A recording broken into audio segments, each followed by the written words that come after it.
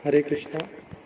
तो ज़्यादा बात ना करते हुए सीधा प्रश्न उत्तर पर ही आते हैं। आगे के प्रश्न में पूछा यज्ञ जी ने कि आवपन यानी कि देवत अर्पण करने वालों के लिए कौन वस्तु श्रेष्ठ है। निवपन पितरों का तर्पण करने वालों के लिए क्या श्रेष्ठ है। प्रतिष्ठा चाहने वालों के लिए कौन वस्तु श्रेष्ठ है तथा संतान चाहने वालों के लिए क्या श्रेष्ठ है। युधिष्ठिर जी ने जवाब दिया, आवपन करने वालों के लिए वर्षा श्रेष्ठ फल है, मतलब देवत अर्पण वर्षा सर्वश्रेष्ठ है। निरूपण करने वालों के लिए बीज धन धान्य आदि संपत्ति श्रेष्ठ है। प्रतिष्ठा चाहने वालों के लिए गो श्रेष्ठ है, प्रतिष्ठा चाहिए, मान प्रतिष्ठा चाहिए समाज में तो गो श्रेष्ठ है। और संतान चाहने वालों के लिए पुत्र श्रेष्ठ है। यक्ष ने पूछा, ऐसा कौन पुरुष है जो इंद्रियों के विषयों का अनुभव करते हुए, श्वास लेते हुए तथा बुद्धिमान, लोक में सम्मानित और सब प्राणियों का माननीय होकर भी वास्तव में जीवित नहीं है। युधिष्ठिर ने जवाब दिया, जो देवता, अतिथि, सेवक, माता पिता और आत्मा इन 6 पांचों का पोषण नहीं करता वह श्वास लेने पर भी जीवित नहीं है। यक्ष ने पूछा, पृथ्वी से भी भारी क्या है, आकाश से भी ऊंचा क्या है, वायु से भी तेज चलने वाला क्या है और तिनके से भी अधिक संख्या में क्या है। ये प्रश्न महाभारत जी के अंदर भी पूछा गया था, एक मुख्य प्रश्न है। युधिष्ठिर जी ने जवाब दिया, माता भूमि से भी भारी बढ़कर है, पिता आकाश से भी ऊंचा है, मन वायु से भी तेज है और चिंता तिनके से भी बढ़कर है, तिनकों से भी बढ़कर है। यक्ष ने पूछा, सो जाने पर पलक कौन नहीं झपकता या मूंदता, उत्पन्न होने पर चेष्टा कौन नहीं करता, हृदय किसमें नहीं है और वेग से कौन बढ़ता है। युधिष्ठिर ने जवाब दिया, मछली सोने पर भी पलक नहीं मूंदती, अंडा उत्पन्न होने पर भी चेष्टा नहीं करता, पत्थर में हृदय नहीं होता और नदी वेग से ही दौड़ती है। विदेश में जाने वाले का मित्र कौन है, घर में रहने वाले का मित्र कौन है, रोगी का मित्र कौन है और मृत्यु के समीप पहुंचने वाले पुरुष का मित्र कौन है। युधिष्ठिर जी ने जवाब दिया, 7 के यात्री विदेश में जाने वाले के मित्र हैं, स्त्री घर में रहने वालों की मित्र है, वैद्य रोगी का मित्र और दान मुमूर्षु मरने वालों का पुरुष का मित्र है, दान मरने वालों का मित्र है, जो मरने वाला है उसको दान करना चाहिए। यक्ष ने पूछा, समस्त प्राणियों का अतिथि कौन है, सनातन धर्म क्या है, अमृत क्या है और यह सारा जगत क्या है। युधिष्ठिर जी ने जवाब दिया, अग्नि समस्त प्राणियों का अतिथि है, अग्नि समस्त प्राणियों का अतिथि है, गौ का दूध अमृत है, अविनाशी नित्य धर्म ही सनातन धर्म है और वायु ये सारा जगत है। यक्ष ने पूछा, अकेला कौन विचरता है, एक बार उत्पन्न होकर पुनः कौन उत्पन्न होता है, शीत की औषधि क्या है और महान आवपन क्षेत्र क्या है। युधिष्ठिर ने जवाब दिया, सूर्य अकेला विचरता है, चंद्रमा एक बार जन्म लेकर पुनः जन्म लेता है, अग्नि शीत की औषधि है और पृथ्वी बड़ा भारी आवपन है। चंद्र देवता पुनः जन्म लेते हैं, ये हमें आगे कथाओं में मिलता है कि चंद्र देवता के 2 बार जन्म है, ये आपको ग्रंथों में पता लग जाएगा, लंबी हो जाएगी कथा।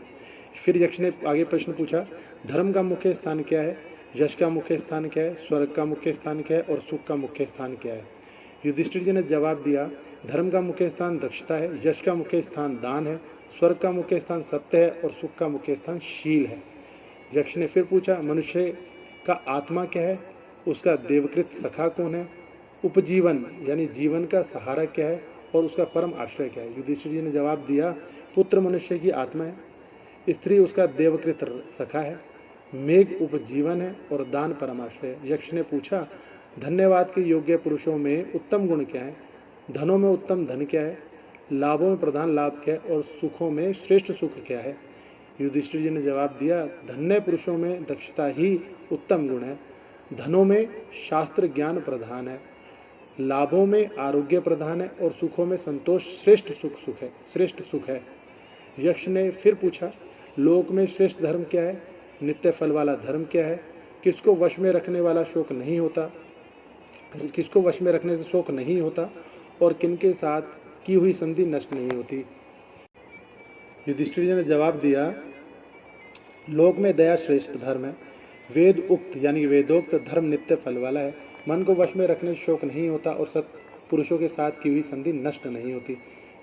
फिर प्रश्न पूछा यक्ष जी ने, किस वस्तु के त्यागने से मनुष्य प्रिय होता है, किसे त्यागने पर शोक नहीं करता, किसे त्यागने पर वह अर्थवान होता है और किसे त्याग कर सुखी होता है। युधिष्ठिर जी ने जवाब दिया, मान को त्यागने से मनुष्य प्रिय होता है, क्रोध को त्यागने पर शोक नहीं करता, काम को त्यागने पर वह अर्थवान होता है और लाभ को त्याग कर सुखी होता है। यक्ष ने फिर पूछा, ब्राह्मण को किस लिए दान दिया जाता है, नट और नर्तकों को क्यों दान देते हैं, सेवकों को दान देने का क्या प्रयोजन है और राजा को क्यों दान दिया जाता है। युधिष्ठिर जी ने कहा, ब्राह्मण को धर्म के लिए दान दिया जाता है, नट नर्तकों को यश के लिए दान इनाम देते हैं, सेवकों को उनके भरण पोषण के लिए दान देते हैं वेतन रूप में, और नट नर्तकों को इनाम रूप में, और राजा को भय के कारण दान या कर के रूप में देते हैं। यक्ष ने पूछा, जगत किस वस्तु से ढका हुआ है, किसके कारण वह प्रकाशित नहीं होता, मनुष्य मित्रों को किस लिए त्याग देता है और स्वर्ग में किस कारण से नहीं जाता। युधिष्ठिर जी ने उत्तर दिया, जगत अज्ञान से ढका हुआ है, तमोगुण के कारण वह प्रकाशित नहीं होता, लोभ के कारण मनुष्य मित्रों को त्याग देता है और आसक्ति के कारण स्वर्ग में नहीं जाता। यक्ष ने पूछा, पुरुष किस प्रकार मरा हुआ कहा जाता है, राष्ट्र किस प्रकार मरा हुआ कहलाता है, श्राद्ध किस प्रकार मृत हो जाता है और यज्ञ कैसे मृत हो जाता है। युधिष्ठिर जी ने जवाब दिया, दरिद्र पुरुष मरा हुआ है, बिना राजा का राज्य मरा हुआ है, श्रोत्रिय ब्राह्मण के बिना श्राद्ध मृत हो जाता है और बिना दक्षिणा के यज्ञ मरा हुआ है। यक्ष ने फिर पूछा, दिशा क्या है, जल क्या है, अन्न क्या है, विष क्या है और श्राद्ध का समय क्या है, यह बताओ। युधिष्ठिर जी ने जवाब दिया, सत्पुरुष दिशा है, जहाँ सत्पुरुष मिल जाए वही सही दिशा है, आकाश जल है, गो अन्न है, कामना विष है और ब्राह्मण ही श्राद्ध का समय है। यक्ष ने पूछा, उत्तम क्षमा क्या है, लज्जा किसे कहते हैं, तप का लक्षण क्या है और दम क्या कहलाता है। युधिष्ठिर जी ने जवाब दिया, द्वंद्वों को सहना क्षमा है, ना करने योग्य काम करने से दूर रहना लज्जा है, अपने धर्म में रहना तप है और मन का दमन दम है। यक्ष ने फिर पूछा, राजन ज्ञान किसे कहते हैं, शम क्या कहलाता है, दया किसका नाम है और सरलता किसे कहते हैं। युधिष्ठिर जी ने जवाब दिया, वास्तविक वस्तु को ठीक ठीक जानना ज्ञान है, चित्त की शांति शम है, सबके सुख की इच्छा रखना दया है और समचित होना ही सरलता है। हरे कृष्ण।